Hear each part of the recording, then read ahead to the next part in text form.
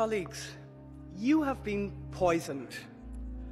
According to the science, anywhere from 25 to 80% of us has the weed killer Roundup in our bodies, without our knowledge and without our consent.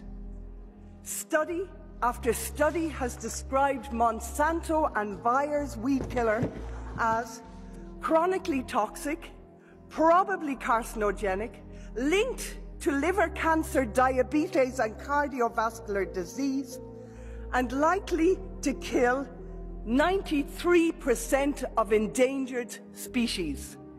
Even the report that the Commission uses to justify its continued use says that Roundup carries a high long-term risk to mammals.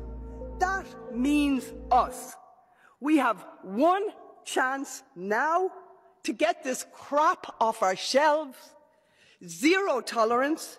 We must kill Roundup before it kills nature and takes us along with it.